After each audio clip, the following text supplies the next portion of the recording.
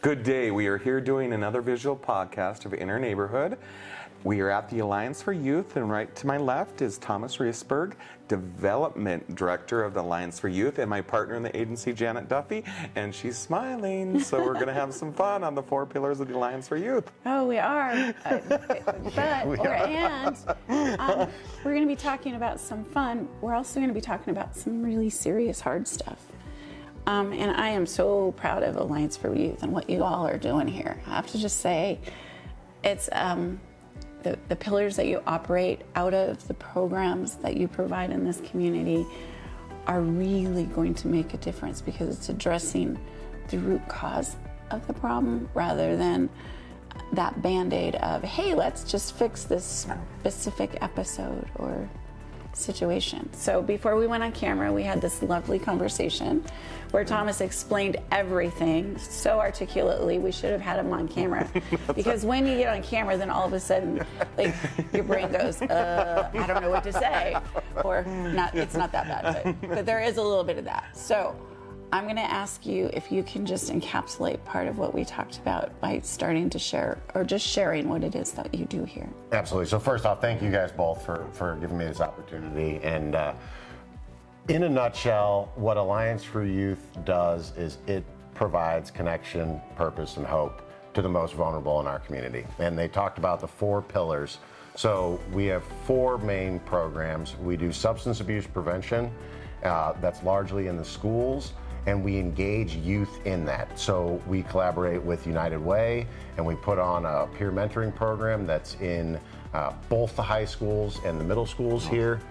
But the core message I want to get across there is every dollar that you spend on prevention is going to save you 9 down the road. It just intuitively makes sense that when you have these chronic issues, if you can get ahead of it, get upstream, right, prevent people from ever going down that path, you're going to have better outcomes and they're going to last for 40 years, right? Well, and I just want to interject, that's what Alliance for Youth has been known for, right? For many, many, many years. In 2017, you shared that there was a shift in leadership and a shift in direction. And so while that work in the schools is very important, I think what's more important is the work that's happening in this building. Absolutely. And that's so 38 years we've been around, and since 2017 we've really gotten involved in direct service, right? And so the first pillar, substance abuse prevention. Second one is our Youth Resource Center, and that honestly came out of a video called Converge that looked at the real struggles that our kids are going through on a whole litany of issues, right? From mental health and addiction to eating disorders to the lack of food, right?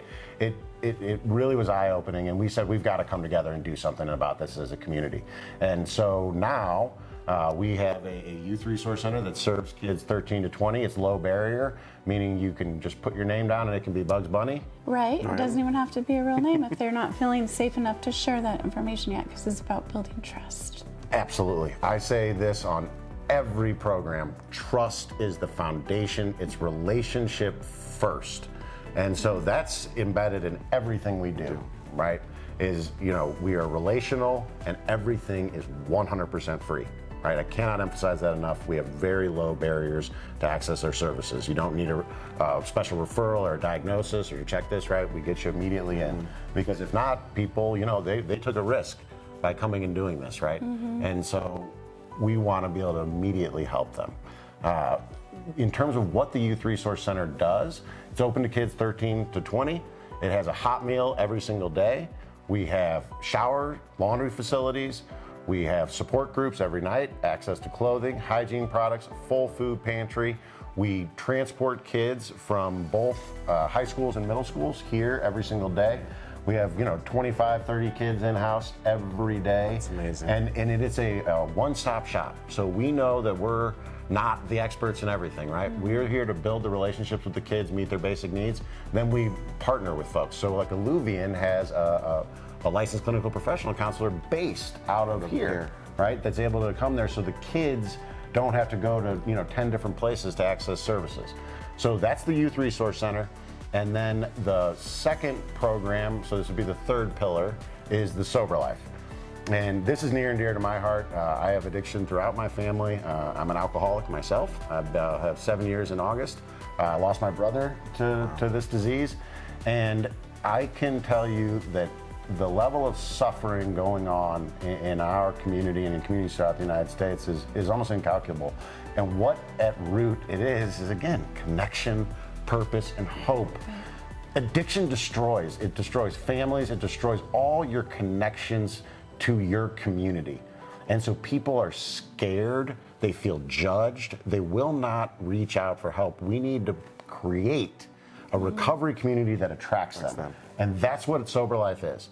And Sober Life, in a nutshell, does 5 things. We have fitness activities, so every single night of the week, right? Whether you're a volleyball player, you just want to go take we call them wellness walks, right? We have water aerobics. We have a HIIT class, right? It's high intensity workout. So something for everyone. Yeah, no, that's not my cup of tea, but for others, it's great. And that does give you that dopamine spike. Absolutely. So it brings you together, but also, makes you feel good to work out. So we do fitness activities. We do family-friendly events. So every other week we have something going on, whether we're doing rafting or we have bingo night or a movie night or we go to a baseball game. The core thing is that you're getting together with your family, right? And healing together. It's that connection, right? Feeling a part of instead of, isolated, right? Because we don't do well as humans alone. And when you're struggling with addiction, right, drugs and alcohol, if you want to numb, they do it immediately. Right. And so we do the family-friendly events, and then you got to have purpose. So we get out and do volunteer opportunities. This last weekend, we were over at Gibson Park, collaborating with NeighborWorks and United Way, cleaning up and getting ready for summer. But we do something every month, right? And so one that's near and dear to my heart, we go to Grace Home on Veterans Day, and we prepare a really nice feast, right? We call it our Veterans Day feast there. But something going on all the time. The 4th thing we do is Native American culturally relevant activities. So having that sense of identity, right, and heritage is really, really important, right, to long-term recovery. So we have a Red Road to Well-Briety support group that is 12 steps, and then with Medicine Wheel Concepts, that's every week. And then we partner with Indian Family Health Clinic. We do a Creative Traditions beading class, and then with the Little Shell Tribe to do Soup and Story, which has a elder come in and tell a story. Awesome. And then the final one is our peer supporters. And that's the big, it's hard in early recovery. And we're there for that crisis, right? We're there when you're crawling in your skin and you don't know what to do and you're having a craving, you can reach out, right? And they're gonna be able to connect you to services. They're gonna be that ear that's there and says, hey, I've been there. That's what the peer support's all about, that common experience. I've been there and I made it through on the other side. We work a ton with Child Family Services, with Veterans Treatment Court, Adult Treatment Court. We're here. DFS is a big partner, and they've all been incredible. And it's that we're showing you that recovery is not about compliance, right? It's not about jumping through hoops. It's a desirable lifestyle. And we've got 1,000 people now.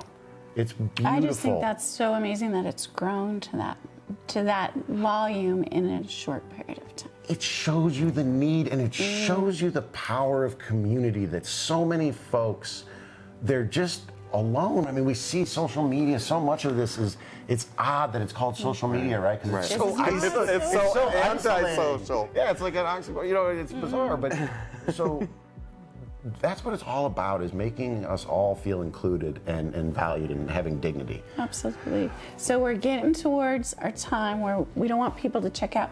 What's that 4th pillar? 4th pillar is parenting. And that is all about helping parents become, to nurture their kids, to discipline with love, to set boundaries. And we've got a whole bunch of programs, right? The core thing that unites them all is that it's teaching parents who may not have had a parent that knew kind of how to nurture, right? How to love. It goes and does this, and these are evidence-based, right? That they're shown that when you go through this, right, the protective factors are strengthened, and you're less likely to abuse and neglect your child. And you're less likely to choose substances as well. That are going to steer you down the wrong path. Okay. So how do people kind kind of donate or help or assist with the programs that you guys are doing? So the best way by far is to reach out, is to go through our website, right? And it's just very simple. It's allianceforyouspelledout.org. Okay. All the information's on there. Lifeblood of our organization is volunteers. There are so many opportunities every day to get involved. So please, if you're needing connection, right? There's nothing better than going back and giving and serve, but all of it's allianceforyouth.org. Wonderful. Thank you. Please support the Alliance for Youth and all their wonderful programs.